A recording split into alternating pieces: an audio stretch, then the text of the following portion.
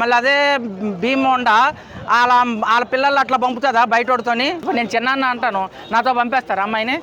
లేదంటే నేను వాళ్ళ ఇంట్లో వాళ్ళ మనిషిని అంటారు, పంపేస్తారా? ఆయన ఓన్లీ సుగాలి ప్రీతి కేసు ఎట్లా మాట్లాడతారు, కానీ ఇలాంటి కేసులు మాట్లాడరా? చెప్పడానికి ఏముందన్న, అది ఆల్రెడీ జరిగిపోయింది. దానికి సంబంధించిన వ్యక్తి కూడా చనిపోయాడు. బతుకుంటే ఉరి తీయాలి అంటారు కదా. సో అయితే వాటర్ అయితే ఉరి తీసేసుకుందని చెప్పచ్చు. ఇంకా అక్కడితో అయిపోయింది అది సినిమా. కాకపోతే ఇలాంటి ఘటనలు పునరావృతం కాకుండా డిప్యూటీ సీఎం గారు కొంచెం ఆలోచిస్తే బాగుంటుంది. ఆయన ఓన్లీ సుగాలి ప్రీతి కేసు ఎట్లా మాట్లాడతారు, కానీ ఇలాంటి కేసులు మాట్లాడరా? ఒక హాస్టల్ నుండి ఒక ఆమె బయటకు వచ్చిందంటే అది కూడా నేను కొన్ని ఇంటర్వ్యూస్ చూశాను, 3-4 టైమ్స్ బయటకు వచ్చింది అంటున్నారు. 3-4 టైమ్స్ అక్కడ ఉండే ఎంప్లాయీస్ ఎట్లా పంపేస్తారు బయటికి? ఇప్పుడు నేను చిన్న అంటాను, నాతో పంపేస్తారా అమ్మాయిని?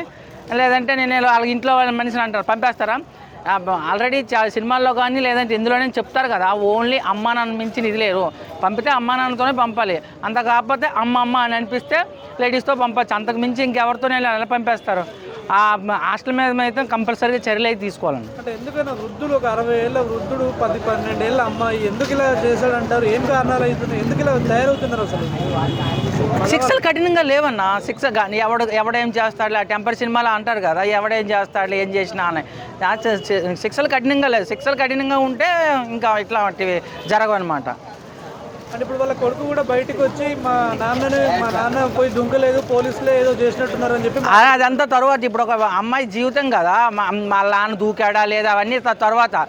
ఏమి ఇప్పుడు 4-5 సార్లు వాళ్ళ నాన్న తీసుకెళ్ళాడు అన్న, అప్పుడేం పీకుతున్నాడు వాళ్ళ కొడుకు? వాళ్ళ కోడలో ఏమేమి నాటకాలు ఆడుతున్నారు వాళ్ళిద్దరు ఫ్యామిలీ. మరి చిన్న అమ్మాయి, వాళ్ళకి అమ్మాయి ఉంటుంది కదా, మరి ఆ అమ్మాయి గురించి ఆలోచించాలి కదా.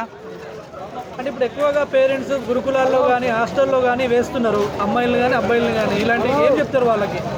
ఇలాంటి ఘటనలు జరగకుండా చేయాలంటే ఎలాంటి జాగ్రత్త? అక్కడ ఉండే ఎంప్లాయీస్ కఠినంగా ఉండాలన్న. ఎంప్లాయీస్ ఎట్లా పంపిస్తారు? నేను చిన్న అని చెప్తే నాతో పంపించేస్తారా?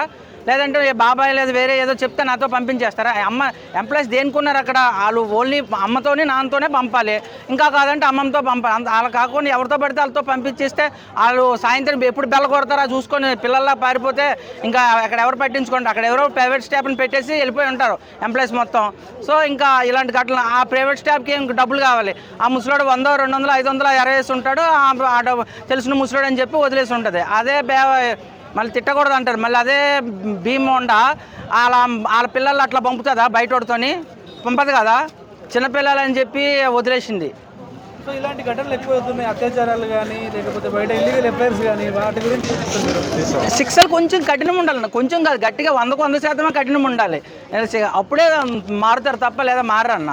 ఇంకా ఇక్కడ ఏదైనా జరిగితే మళ్ళీ మహిళా సంఘాలు మా జెంట్స్ అంటారు. జెంట్స్ అందరి మీద కాదు, ఎవరైతే శిక్ష ఇట్లాంటివి చేశారో వాళ్ళని ఖచ్చితంగా శిక్షిస్తే కరెక్ట్గా ఉంటుందండి.